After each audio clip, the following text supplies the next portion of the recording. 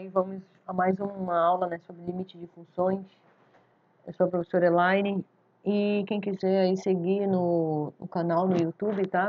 Faça sua inscrição pelo YouTube e aí vocês vão ter aí as atualizações sobre as aulas de cálculo e álgebra, tá? Então vamos à ideia intuitiva do limite. Bem, pessoal, se a gente for verificar aqui a notação, né, a definição matemática, vocês acredito que não vão gostar muito, mas vamos lá. Limite de f de x, quando x tende a um certo p, igual a L. Isso aqui acontece somente se dado um epsilon maior que zero, existe um delta maior que zero, tal que módulo de x menos p é menor do que delta e maior do que zero, implica que o módulo de f de x menos L é menor do que epsilon. Então, esses épsilons e deltas aí fica bem complicado a gente tentar verificar o limite. E sabendo que o limite é uma aproximação, então o que acontece nessa definição? Então, percebo que aqui na notação, o limite sempre vai entrar aqui a função, tá? Que a gente escreve a lei aqui da função mesmo. E o x, tendendo essa seta, né, se aproxima do ponto P. A gente vai ver aqui que esse módulo de x menos p maior do que zero, significa que não necessariamente o x tem que ser igual a p, tá? A gente vai ver aqui situações em que o p não está definido na função e mesmo assim a gente consegue calcular o limite, beleza? Então aqui a gente intuitivamente está fazendo o seguinte, os pontos que estão aqui, ó, x pertence ao intervalo p menos delta, p mais delta. Então aqui no gráfico, é a nossa função, aqui tem o P, e a gente está abrindo aqui um intervalo nas proximidades do ponto P, tá? Então, aqui seria o P mais delta, e aqui seria o P menos delta, por exemplo, tá? Então, aqui dentro desse intervalo, a gente vai pedir que todo mundo se aproxime desse ponto P aqui, tá? Esse ponto P, ele pode ou não fazer parte do domínio da função, porque a gente está pegando aqui módulo de x menos P maior do que zero, tá? Quando a gente pega essa aproximação nas proximidades do ponto, a gente percebe que pelo fato de ser uma função, na imagem, todo mundo vai estar também se aproximando de um elemento aqui nesse caso, tá? Que seria o candidato a ser o limite da função, beleza? Pela própria noção aqui que a gente está vendo, né, dessa abertura desse intervalo, a gente vê que a gente pode tanto se aproximar pela direita do ponto P, como pela esquerda do ponto P, que é o que dá aí a noção de limites laterais. Então, a gente pode estar fazendo essa aproximação da função aqui, ó, limite de f de x, quando x se aproxima de p pela direita, a gente vai usar essa notação aqui do p+, tá? Para indicar aqui a direita do ponto P. E a gente também pode estar fazendo a aproximação à esquerda do ponto P, tá? Com essa indicação p-. Então, limite de f de x, quando x se aproxima de p pela esquerda, tá? O que vai acontecer? A gente vai abrir esse mesmo intervalo, tá ok? Só que para a direita ou para a esquerda, dependendo da situação, e a gente vai observar essa análise aqui através do gráfico da função, tá? Nesse caso aqui, o f de x está se aproximando de f de p. Aqui, naturalmente, ó, quando a gente está abrindo o delta aqui no intervalo, nas abscissas, na ordenada, no y, vai ter aqui esse epsilon aqui. Então, significa que o f de x está dentro desse intervalo de L menos epsilon, L mais epsilon, tá? Desenvolvendo essa inequação aqui modular, a gente consegue, então, perceber que o f de x está dentro de um intervalo aberto, tá? E é exatamente essa noção. Alguns casos, tá, pessoal, que a gente vai ver aí, denotar a função como sendo descontínua, nesse caso aqui, dessa função, a gente percebe que tem uma descontinuidade aqui, ó. A função teve um salto. O que acontece? Quando a gente fizer aqui os limites laterais, ó, por exemplo, à direita do ponto P, né? A gente vai abrir um intervalinho aqui à direita do ponto e vai se aproximar do ponto vindo pela direita. Se a gente começar a rebater aqui os pontos no gráfico e fazer a aproximação no y, o que vai acontecer? Esse limite ele vai estar aqui em cima, certo? E se a gente fizer a aproximação do ponto, desse ponto pela esquerda, o que a gente vai perceber aqui? Que esses pontos eles vão estar aqui sendo colocados aqui no gráfico, né? E a gente vai analisar as imagens. Então, percebe que a imagem já vai dar aqui embaixo. Então, a gente vai ter uma diferença aí, né? No caso, os limites laterais são diferentes. Então, nesse caso, a gente diz que a função é descontínua no ponto P, tá? E não existe o limite da f no ponto P aqui, nesse caso aqui da g, né? Não existe limite de g de x quando o x tende a P, porque existe esse salto aqui, tá? E, naturalmente, quando a função ela é contínua, que são aqueles gráficos que nós vimos anteriormente, no caso da reta, da parábola, que a gente vê que não tem nenhum ponto assim de descontinuidade, né? A gente pode utilizar a definição já diretamente e o limite coincide com a própria imagem, tá?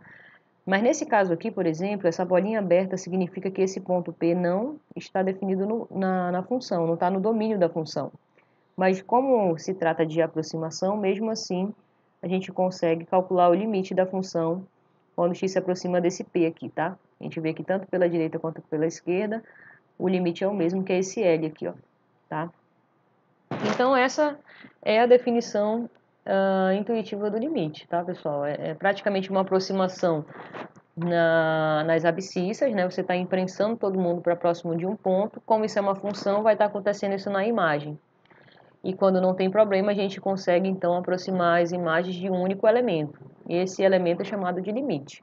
Nesse caso aqui, a gente está chamando de L, tá? Só para vocês terem a compreensão melhor aí, não necessariamente os gráficos vão ser todos coesos, né? Bonitinhos, do jeito que nós vimos aí para a função do primeiro grau, do segundo grau, do terceiro grau. Então, a gente pode ter aqui uma função definida por partes aqui, ó.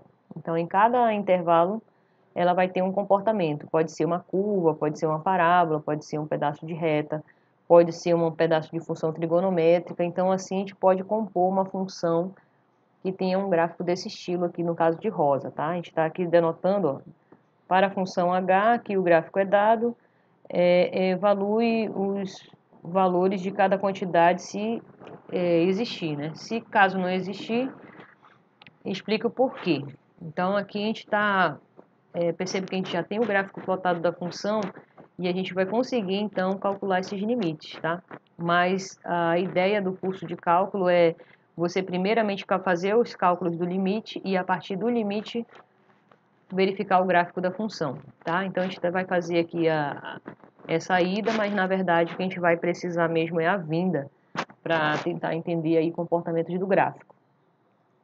Então, vamos lá. Olha só. Limite de h de x quando x tende a menos 3 pela esquerda, tá? Então, tem que tomar esse cuidado aqui que o ponto, apesar de ser negativo, tem essa indicação aqui em cima do menos, o que significa que é a esquerda do menos 3. Então, qual seria a ideia aqui?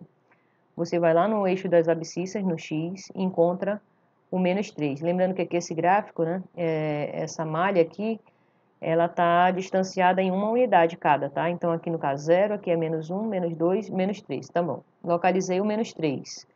Agora, a esquerda do menos 3, é como se a gente estivesse abrindo um intervalinho aqui à esquerda do menos 3, rebatesse isso para o gráfico, tá?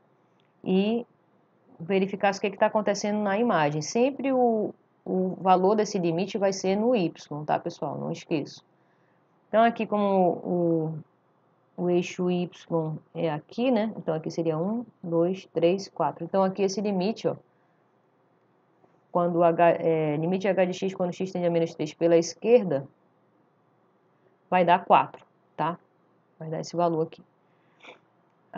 Limite de h de x quando x tende a menos 3 pela direita. Você vai novamente localizar o menos 3 no x, abrir um espaçamento à direita do menos 3 e fazer esse rebate aí para o gráfico e, a partir disso, rebatendo para a imagem. Então, a gente percebe que consegue chegar no mesmo valor, que seria o 4, tá? Aí, nesse caso aqui, limite de h de x quando x tende a menos 3. Aqui, no caso, seria a pergunta se existe esse limite. Para verificar a existência desse limite, a gente teria que calcular os limites laterais, tanto à esquerda quanto à direita. E esses limites eles vão ter que coincidir para poder existir esse limite. E é o que acontece aqui, né? Todos eles deram 4, então significa que esse limite existe e é igual a 4, tá? Agora, quanto que é h de menos 3? H de menos 3 não existe, né? Porque o ponto não está definido na função, beleza? Então, mesmo sem o ponto pertencer ao domínio da função, a gente consegue calcular o limite porque é uma aproximação, beleza? Vamos para esse outro caso aqui, limite de h de x quando x tende a 0 pela esquerda. Então, vamos lá. Está aqui o zero, né, no eixo X. À esquerda, abre aqui um intervalinho à esquerda do zero, rebate isso para a função e verifica quanto que está dando o valor, que no caso aqui seria igual a 1, tá? E quando o x tende a zero pela direita, aí localiza o zero, abre à direita aqui um intervalinho, e aí você rebate para a função e vai verificando o que acontece com a imagem. Então, a gente percebe que vai dar menos 1, certo? Então, esses limites laterais aqui, ó, deram diferente. O que no gráfico a gente já percebe que não vai existir o limite quando o x tende a zero, porque a gente tem um salto aqui, ó, certo? Quando tem esse tipo de salto, a gente chama a função descontínua nesse ponto. Então, claramente, não existe esse limite aqui de h de x quando x tende a zero, tá? E nesse caso aqui, ó, h de zero, o h de zero seria 1, que é onde está a bolinha fechada aqui, tá? Mas nesse caso não existe o limite, porque os limites laterais estão dando diferente, tá? Limite de h de x quando x tende a 2. Aí aqui a gente já viu, né? A gente localizaria a esquerda e a direita para responder essa pergunta. E a gente percebe que todos dois estão dando 2 aqui a imagem, 2. Apesar do ponto não estar definido, beleza? Então existe e é igual a 2. E quem é h de 2? H de 2 não está definido na função, não existe, tá? Limite de h de x quando x tende a 5 pela direita. 5 está desse lado, à direita, né? Abre o intervalinho à direita, a gente rebate na função e percebe que está chegando aqui no 3, né? E à esquerda também, apesar de ser essa função aqui com um comportamento aqui cíclico, né? Geralmente função trigonométrica tem esse comportamento, mas mesmo assim a gente percebe que tem uma continuidade aqui, ó. E seria também a imagem 3 e, portanto, existe o limite de h de x quando x tende a 5, tá bom? Então, a partir do gráfico a gente consegue extrair essas informações do limite, mas o que a gente vai tentar fazer aí nesse curso é calcular os limites e, a partir dos limites, a gente verificar como é que é o comportamento do gráfico. Muito bem, entendendo essa noção aí intuitiva do limite, a gente vai para as propriedades principais, tá? Aqui a gente está supondo ser uma constante e suponha que as funções f e g têm um limite quando x se aproxima de a, tá ok? Então aqui as propriedades são bem básicas, né? Limite da soma é a soma dos limites, tá? Não tem problema. Então sempre que você quiser ou tiver algum problema com uma das funções, aí você pode separar aí os limites das funções, tá bom? Sem problema. Limite da diferença é a diferença entre os limites também, não tem nenhum segredo, tá bom? E a demonstração entre épsilos e deltas está no livro texto. Quando a gente tem aqui dentro do limite c vezes f de x, né? C é uma constante. Essa constante ela sai do limite, tá? Para que não influencia aqui no cálculo da função. Então, calcula o limite da função e depois multiplica por esse c aqui fora, tá? Limite do produto é o produto dos limites, tá ok? E o limite do quociente é o quociente dos limites desde que o limite da função do denominador aqui não seja zero, tá? E se der zero, a gente tem técnicas de calcular esse limite, que a gente vai já ver no próximo slide. Então, o que a gente vai fazer para calcular esses limites quando tiver o zero no denominador, né? Que é o primeiro mandamento do cálculo, não dividirás por zero. A gente vai usar o método de fatoração de Girardi, tá? Esse método ele se estende para outros graus aí dos polinômios, 3, 4, 5, se você quiser, tá bom? Mas aqui a gente vai utilizar para o polinômio de grau 2, ax ao quadrado mais bx mais c, tá? O que a gente vai fazer? A gente iguala a zero esse polinômio, vai usar o Bhaskara, né? E aí a gente vai achar as duas raízes, o x' e o x duas linhas, que vocês lembram muito bem. Então a fatoração vai ser da seguinte maneira, ó, o coeficiente a na frente, tá? Nunca esqueço, em geral esse a é 1. A gente não coloca exatamente por isso, mas sempre tentem colocar para depois não esquecer, porque se aqui for um 2, por exemplo, e você fizer essa fatoração, ele já muda totalmente aqui a fatoração, tá bom? Então, é o coeficiente a na frente vezes x menos a primeira raiz, x menos a segunda raiz, tá? Essas raízes que vieram do Bhaskara, ok? Se esse polinômio for de grau 3, você também consegue aí fazer Briot-Ruffini, achar as três raízes e colocar nesse mesmo padrão aqui, multiplicando por esses fatores aqui, com esses monômios, né? Então, tá. Outra técnica também bastante utilizada é usar os produtos notáveis, certo? E tem outras situações que a gente vai ver mais para frente, mas essa daqui ainda dá para falar agora, que é a substituição direta ou simples, que é fazendo uma substituição dentro do limite, tá? A gente vai ver aí cada um desses casos. Então, só relembrando aí os principais produtos notáveis, o quadrado da soma, né, que é o quadrado do primeiro mais 2 vezes o primeiro pelo segundo mais o quadrado do segundo, quadrado da diferença, quadrado do primeiro menos 2 vezes o primeiro pelo segundo mais o quadrado do segundo, e a diferença entre quadrados, que aqui é bem importante, marque um asterístico, tá? A ao quadrado menos b ao quadrado, a gente fatora como sendo a menos b, que multiplica a mais b, tá? Aqui também a gente tem o cubo da soma, cubo da diferença, soma entre cubos e diferença entre cubos. Todos esses daqui também são importantes, tá, pessoal? Então, dei uma revisada, caso não lembre, peguem outros vídeos aí no YouTube e faço alguns exercícios do Dante, que tem bastante exemplo lá bacana, tá?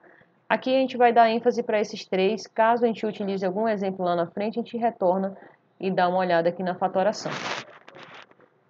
Que é o caso desse exemplo aqui, ó, limite de x ao cubo mais 1 sobre x ao quadrado mais 4x mais 3, quando x tende a menos 1.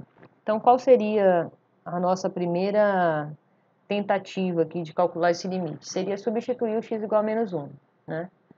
Só que substituindo menos 1 tanto em cima quanto embaixo, vai dar zero, né? E aí a gente tem uma indeterminação nesse caso.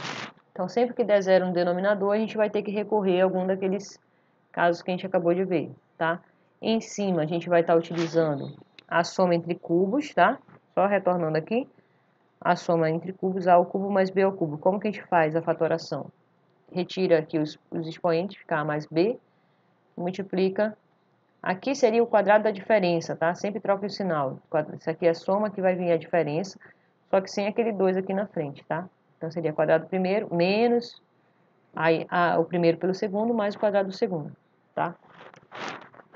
Fazendo essa brincadeira aí para esse x ao cubo mais 1 ao cubo, vai ficar fatorado dessa maneira aqui, ó, x mais 1 que multiplica x ao quadrado menos x mais 1, tá? Esse outro polinômio aqui de baixo, o denominador, a gente consegue encontrar as raízes, né? Igualando a zero e fazendo Bhaskara, vocês podem fazer aí, as raízes vão dar menos 1 e menos 3, certo? Colocando na fórmula de Girardi, seria o coeficiente 1 aqui na frente, né? Porque o A é 1, e multiplica x menos a primeira raiz, que é menos 1, vai ficar mais 1, fazendo jogo de sinais. X menos a segunda raiz deu menos 3, aí fazendo jogo de sinais ficou o mais aqui, x mais 3. Tá? Então, a gente vai fatorar tanto o polinômio de cima quanto o polinômio de baixo, beleza? E aí dá para simplificar o x mais 1, né? Em cima e embaixo ficou, e aí só sobrou então x ao quadrado menos x mais 1 sobre x mais 3. Percebo que agora, se a gente colocar o menos 1 no denominador, não tem problema, mas... Então, você pode substituir diretamente o valor do x aqui nessa função, tá? E aí vai restar aí pra gente o 3 sobre 2. Então, 3 sobre 2 é exatamente o limite dessa função, tá? Se a gente fosse plotar o gráfico dessa função aqui, o que iria acontecer? Esse menos 1 não estaria definido, ficaria uma bola aberta, né? Então, seria, se a gente fizer a fatoração aqui, também a divisão de polinômios, a gente vai encontrar a equação de primeiro grau, uma reta, só que aí teria excluso esse ponto menos 1, tá? Na verdade, dois pontos aqui que não estaria definido, o menos 1 e o menos 3, tá?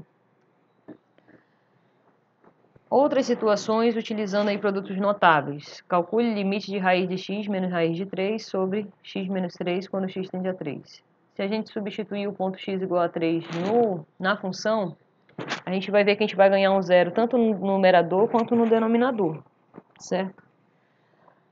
Daí nós vamos ter que fazer alguma coisa para tentar tirar esse zero do denominador. Então, nesse caso, a gente vai enxergar o x menos 3 aqui, pessoal, como sendo a diferença entre quadrados. De que forma a gente vai fazer isso? Então, o x seria a raiz de x ao quadrado e o 3 seria a raiz cúbica de 3 ao quadrado. Fazendo isso, a gente consegue utilizar a diferença entre quadrados, tá? para esses dois carinhas aqui. Então, ficaria raiz de x mais raiz de 3, que multiplica a raiz de x menos raiz de 3. Tá? Que é o que apareceu aqui embaixo. A gente fatorou, então, esse carinha aqui, ó, x menos 3, como sendo a diferença entre quadrados. Agora sim, dá para simplificar. Dá 1 aqui em cima, 1 sobre raiz de x mais raiz de 3.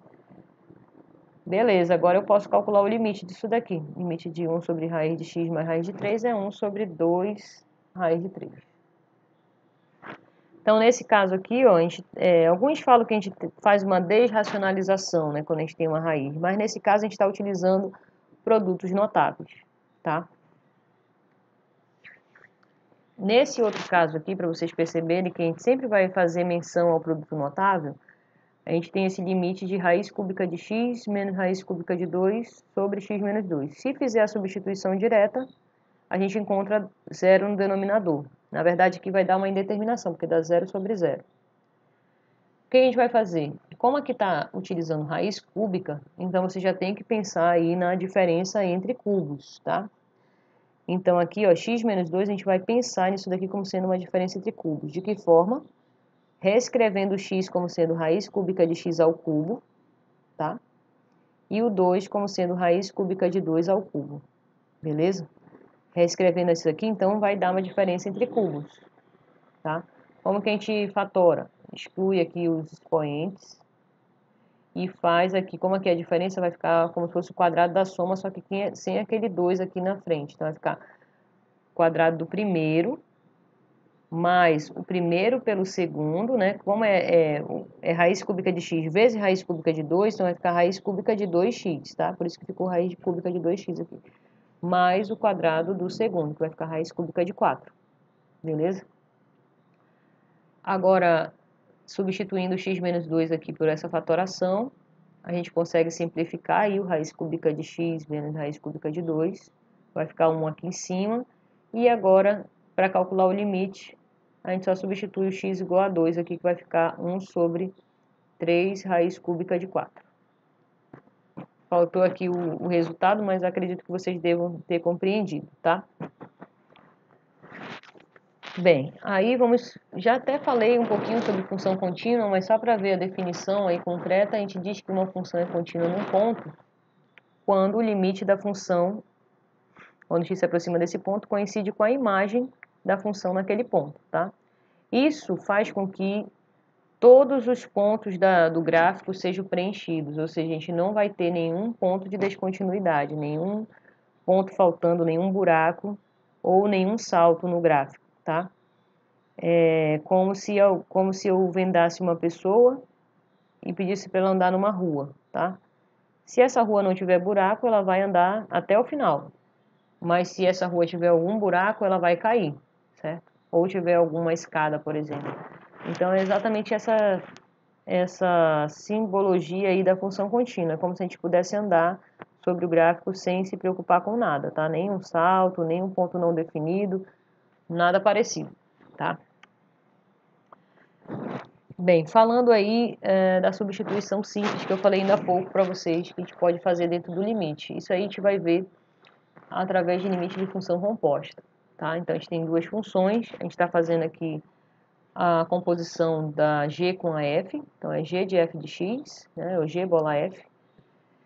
E aí, o que a gente vai fazer? A gente vai fazer uma substituição, tá? Se eu perceber que existiu o limite dessa função de dentro, a função interna aqui, ó, e eu perceber, por exemplo, que esse limite, quando x tende a p da f, é a, então eu vou fazer uma substituição aqui dentro desse limite, beleza? Eu chamo, então, f de x de u, e aí eu vou reescrever, então, todo esse limite que dependia antes da variável x, vai ficar dependendo dessa variável auxiliar que é o u, beleza? Então, aqui, ó, reescrevendo vai ficar g de u, e quando o x tende a p, a gente vai ver que o u tende a porque o limite de f de x é a. Então, ficou reescrito dessa maneira, tá bom? Para ficar mais simples, a gente vai ver aí um exemplo. Olha só. Limite de 3 menos x ao cubo, a quarta menos 16 sobre x ao cubo menos 1 quando x tende a 1. Tá certo que esse limite aqui está bem carregado, mas a ideia é que eu quero que vocês compreendam, tá? Nesse caso, a gente poderia fazer aqui o desenvolvimento desse binômio aqui com esse expoente 4. Mesmo assim, a gente ainda teria bastante trabalho, porque a gente ainda teria que fatorar esse polinômio de cima, com um grau aí de 12, né? Porque ficaria aí x ao cubo a quarta, que daria x elevado a 12. Então, ficaria inviável esse tipo de situação. Então, nesse caso, a gente vai fazer uma substituição. A gente percebe aqui que tem uma função interna, 3 menos x ao cubo. Então, é exatamente desse 3 menos x ao cubo que eu vou chamar de u, que é a minha variável auxiliar, tá? E vou reescrever toda a minha função agora em função desse u, tá? Então, reescrevendo, a gente vai ficar aqui, ó, 3 menos x ao cubo é u a quarta, né? Menos 16 só repetiu. Esse x ao cubo aqui eu vou ter que isolar ele nessa equação, né? Então, passando ele para o primeiro membro, vai ficar x ao cubo. E aqui vai ficar 3 menos 1.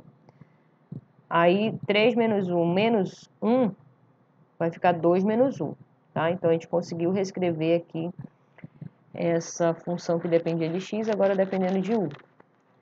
E aí, a gente também vai ter que fazer a substituição nessa aproximação. Lembra que o limite x, o do x tendia a 1, né? Nessa primeira substituição que você fez aqui, ó, se o x tende a 1, então u vai tender a 3 menos 1, que dá 2. Então, você vai fazer toda a substituição aqui, ó, u a quarta menos 16 sobre 2 menos 1, quando u tende a 2. Nesse caso, você fez uma substituição completa dentro da função, tá? Em alguns livros, eles fazem só essa reescrita, simplifica, né, fatora o que tiver de fatorar, simplifica e depois retorna com a variável x. Mas nesse caso ele fez uma substituição completa, então você pode já seguir daí para frente, não precisa retornar mais nada. Então aqui a gente usou aqui, ó, diferença entre quadrados de quadrados, né, porque fica diferença de u ao quadrado menos 2 ao quadrado. Então, a gente utilizou duas vezes aqui a diferença entre quadrados, por isso ficou dessa forma. Aí fatorou aqui, lembrando que aqui essa fatoração tem um sinal trocado, né? Então, quando eu simplificar aqui vai dar menos 1, foi o que ele tirou já com a propriedade. E o que restou aqui não tem mais problema nenhum quando a gente substituiu o igual a 2. Então, ficou menos 32, essa resposta, ok? Então, sempre que possível, se a gente enxergar que a função está muito complicada, a gente pode fazer uma substituição simples dessa maneira. Não esqueço que quando a gente fizer a substituição, a gente tem que fazer essa tendência aqui toda para essa nova variável, tá? E o teorema do confronto que a gente vai utilizar aí também para fazer alguns cálculos, quando você perceber que ao se ter três funções, né? E a gente tiver aí um imprensamento de uma das funções, no caso aqui a g está imprensada entre f e h, tá? É como se o gráfico da g tivesse entre as funções, o gráfico da f e o gráfico da h. Okay? Então, nessas condições, quando a gente calcula os limites dessas funções que estão imprensando aqui, da f e da h, e se derem iguais, então essa daqui de dentro não vai ter outra chance a não ser convergir para o mesmo ponto, tá? Então, se o limite da f foi igual ao limite de h, e foi esse L aqui, o limite da G também vai ser L. Tá? Então é por isso que a gente chama de confronto ou de sanduíche, fazendo menção aí ao matemático que fez e demonstrou esse teorema, tá? Sanduíche. Só para exemplificar, a gente vai pegar essa função aí que está imprensada, né, uma função real, definida para todo x diferente de 1, porque essa função não está definida para o 1, ela está imprensada entre essas duas outras aqui, essa função quadrática e essa função racional. Então, a gente quer calcular o limite da f quando x se aproxima de 1. Está querendo verificar se existe esse limite e se existir, quanto que vale, tá? Então, a gente vai calcular aqui os limites das funções que estão aqui imprensando essa função f. Então, o limite de menos x ao quadrado mais 3x, quando x tende a 1, vai dar 2. Nesse caso aqui, percebo, essa função aqui não tem problema nenhum, ela está definida para toda reta, né? Todos os reais. Então, a gente pode substituir diretamente aqui o valor de x aqui nesse limite, tá? Ou seja, essa função é contínua, tá? Menos x ao quadrado mais 3x, ela é contínua. Então, por isso que a gente substitui já direto o x igual a 1 aqui dentro. Nesse outro caso, ela não é contínua porque ela tem um ponto de descontinuidade, que seria no ponto 1, que é exatamente onde a gente quer calcular o limite, ó, x igual a 1. Então, esse é o caso que a gente recorre para a diferença entre quadrados, lá os produtos notáveis, né? X ao quadrado menos 1 é x menos 1 que multiplica x mais 1. Simplificando, essa função que restou agora, x mais 1, é uma reta, que não tem também nenhum problema, está definida para toda reta, então a gente só substitui x igual a 1 aqui dentro. Então, vai ficar 1 mais 1, que é 2. Então, perceba que os limites aí deram iguais, tá? Tanto o limite dessa daqui, dessa outra. Portanto, o limite da f tem que convergir para o mesmo ponto, que é o 2, tá? No caso aqui, pelo teorema do confronto.